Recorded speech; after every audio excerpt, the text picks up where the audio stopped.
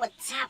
Ayan, tuturuan ko yung mag-insert ng thumbnail nyo sa inyong YouTube. So, nasa labas na ako kasi may ginagawa sila sa loob ng bahay.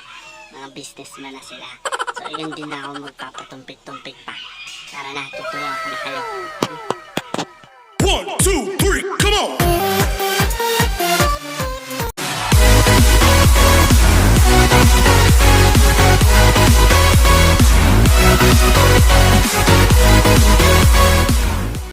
Yan yung crush ko sa movie niyang Siren, season 4 please. So punta tayo sa Chrome, click natin sa YouTube. So dapat ganyan maging itsura niya. Wait lang natin mag-loading kasi mabagal yung internet ng kapitbahay. Tingnan natin ng account. Oops, may napindot ako. So pindutin natin yung account natin sa right side.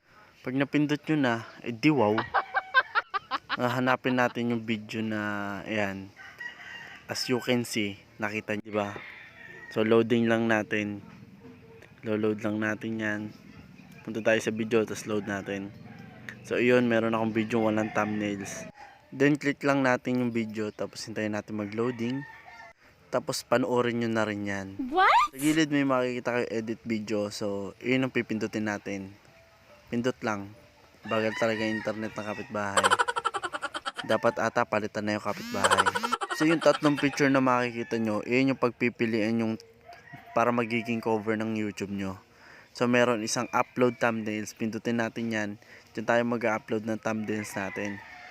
So ayan, masyadong matagal kasi ang bagal talaga eh. Pindot lang ng pindot, try until you die. Nga. Sa paggawa naman ng thumbnails, pwede kayo mag-download sa app store nyo ng thumbnails.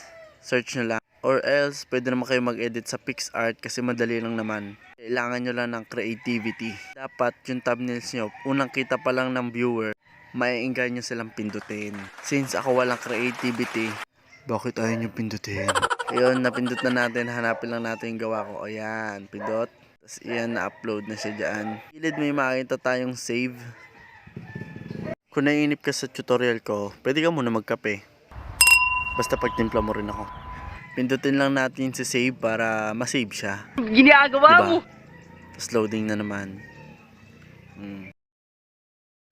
Ang ingay talaga dito sa labas eh. Hindi ka makapag-record na maayos. So pagka na-save mo na siya, edi wow na naman. Na-save mo na siya. So kapag na-save na, yung pagka-save mo. So ayun, may thumbnails ka na. So thank you for watching.